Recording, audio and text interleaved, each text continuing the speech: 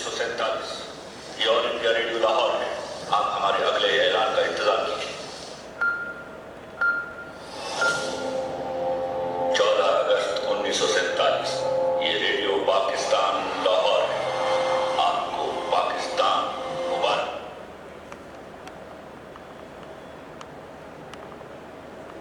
Michael half اپنی کتاب میں لکھتے ہیں کہ دشوار اوقات مضبوط لوگوں کو جنم دیتے ہیں.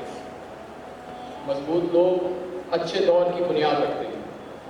اچھے اور آسان حالات میں نوع انسانی کمزور ہوتی ہے اور کمزور انسان دشوار اوقات پیدا کرنے کے مرتکب ہوتے ہیں. برصغیر پاک و ہند کی تاریخ بالعموم اور خطۂ پاکستان میں بسنے والے مسلمانوں کی تاریخ بالخصوص اسی اصول پر مبنی ہے جو عروج و زوال کا مروجہ مجموعہ ہے. 800 سال تک خطۂ ہند میں راج کرنے کے بعد برصغیر کے مسلمانوں نے 1857 کا زوال دیکھا. ہر طرح کی بستی میں دھکیلے گئے اور اپنی شخصیت کی شناخت کھو دی. لیکن اس زوال کے بعد اس برصغیر 1857 سے لے کر 1947 تک وہ تاریخ رقم کی جس کی مثال دنیا میں نہیں ہے. 90 برس کے قریب عرصے میں زوال سے اٹھ کر دنیا کا نقشہ بدل دیا. اس لازوال داستان میں کئی مسلمان رہنماؤں نے اپنا کلیدی کردار ادا کیا. سر سید احمد خان کا مسلمانوں کو بیدار کرنا، مسلم لیگ کا قیام عمل میں آنا، ہندو مسلم اتحاد کا عروج و زوال، اقبال کا انمول تصور اور محمد علی جناح سے لے کر قائد اعظم تک کا سفر، لاہور کے رکت امیز مناظر اور پھر طلوع صبح آزادی. سوال یہ ہے کہ پاکستان کی کہانی کب اور کہاں سے شروع ہوئی اور کون سے اہم کردار اس کہانی کا حصہ بنے.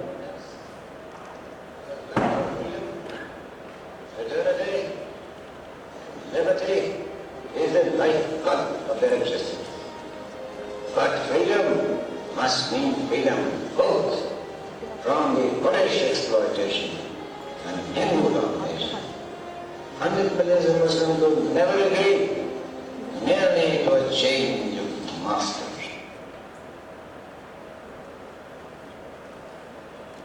ایسٹ انڈیا کمپنی نے برصغیر پر مکمل قبضہ کرنے کے بعد ظلم و بربریت کے پہاڑ توڑ ڈالے. برصغیر کے آخری مغل بادشاہ بہادر شاہ ظفر کو ان کے بیٹوں کے سر قلم کر کے دشت میں رکھ کر پیش کیے گئے. 1857 میں فوج میں ہونے والی بغاوت کے بعد سلطنت برطانیہ نے براہ راست برصغیر کا کنٹرول سنبھال لیا. جن فوجیوں نے بغاوت کی انہیں پھانسیاں دی گئیں. جنہوں نے بھاگنے کی کوشش کی انہیں ماورائے فوجی قانون گولی مار دی گئی. پھانسی دینے کے لیے رسیاں اور لٹکانے کے لیے درخت کم پڑ گئے. لاشیں کئی دنوں تک عبرت کی خاطر لٹکتی رہیں. بربریت کا مظاہرہ کیا گیا تاکہ دہشت پھیلے اور دوبارہ کوئی انگریز حکومت کے خلاف اپنی آواز نہ اٹھا سکے. یہ واقعات برطانوی راج کے مظالم کی عکاسی کرتے رہے اور آج تک ہمیں اس تاریخ باغ کی یاد دلاتے رہے.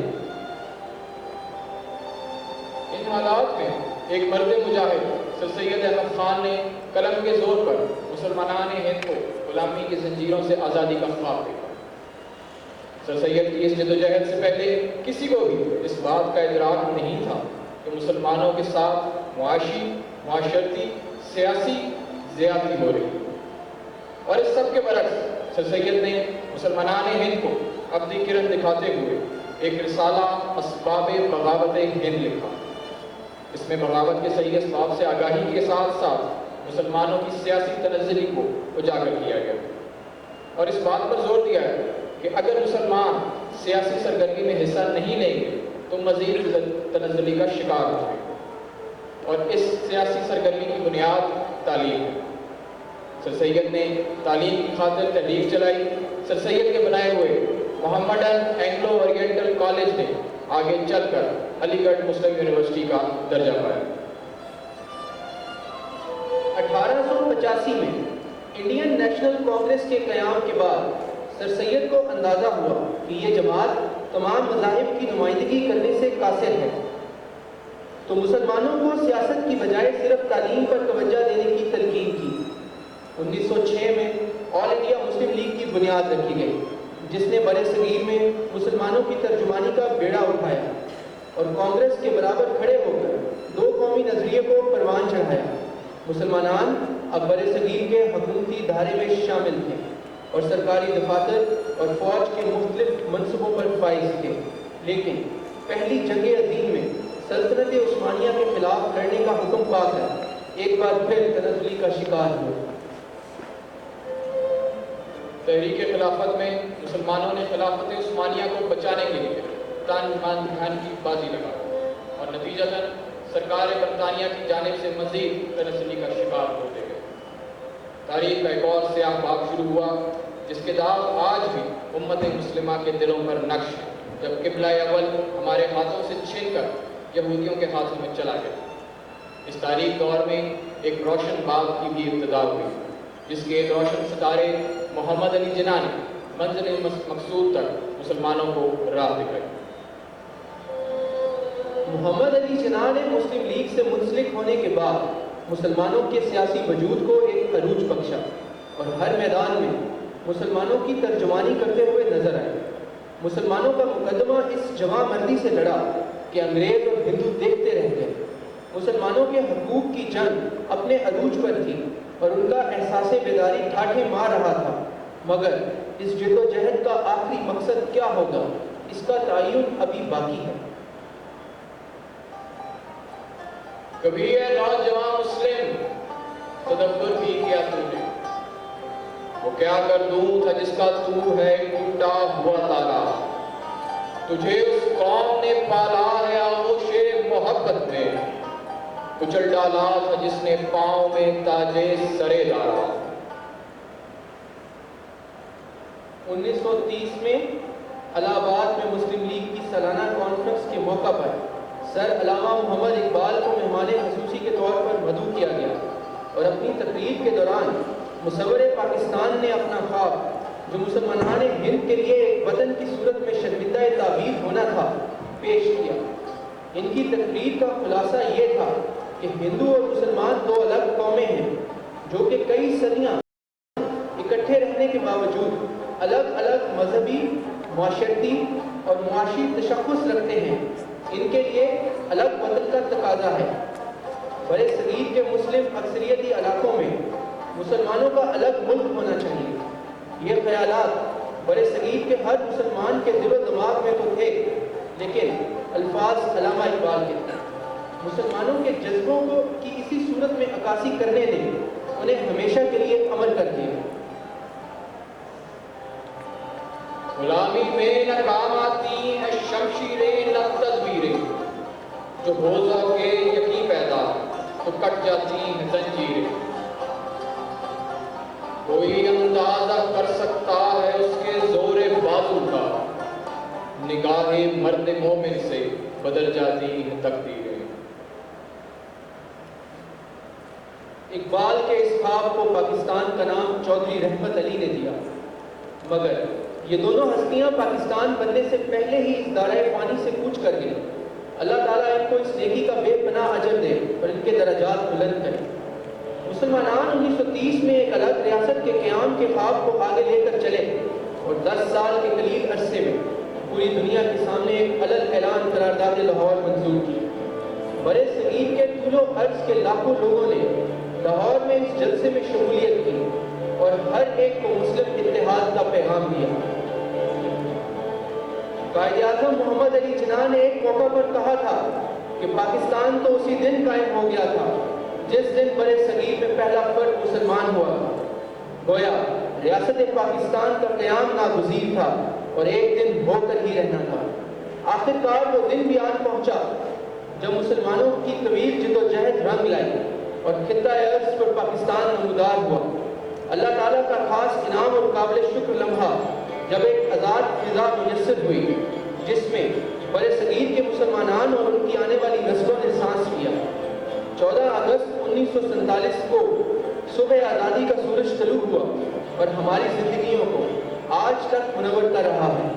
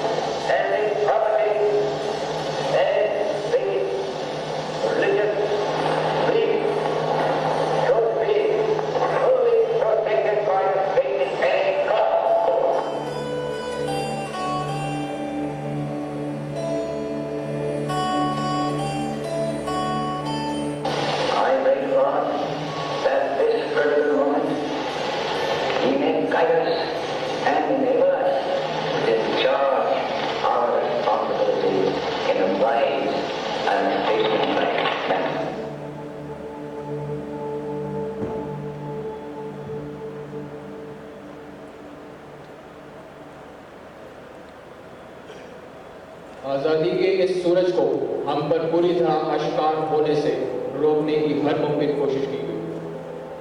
ہندو کانگریس نے انگریز کے ساتھ مل کر ریشہ دوانیاں شروع کی اور راہ میں بہت سے روڑے اٹھائے۔ تقسیم ہند کے موقع پر پاکستان کے حصے میں آنے والی سرکاری تنصیبات اور خزانے کو پہنچنے نہ دیا گیا۔ ہجرت کے دوران مسلمانوں پر ہونے والے مظالم دکھ کی ایک الگ ہی داستان ہے۔ پر یہ جنگ اپنی پہچان اور اپنی شناخت کی جنگ تھی۔ یہ آزادی اور بقا کا سفر تھا۔ مشکلات ختم نہ ہوئی اور یہ دیوانے تھے جو تھکتے نہ تھے۔ پاکستان کی خاطر اپنے تن من دھن کی بازی لگانے والے یہ دیوانے خونی ٹرین سے ہوتے ہوئے لاہور پہنچتے ہیں تو ساتھ ہی کشمیر واسیوں کی آہو پکار اور وادی جنت نظیر جلتی نظر آتی ہے۔ یکے بعد دیگر جنگوں میں پاکستان کو لایا گیا۔ جب یہ خطہ عالمی دلچسپی کا مظہر بنا تو اور بھی بڑے حریفوں کا سامنا ہوا، پر یہ دھرتی ان دیوانوں کی ہے جن کی سب سے قیمتی میراث ان کی بقا اور سالمیت ہے۔ آسمانی آفاق میں ایک دوسرے کی مدد کرنا ہو، دہشت گردی جیسے ناسور سے لڑائی ہو یا کوئی وبائی مرض، یہ دیوانے ہار نہیں مانتے۔ یہ باسی اس جنت عرش بری کے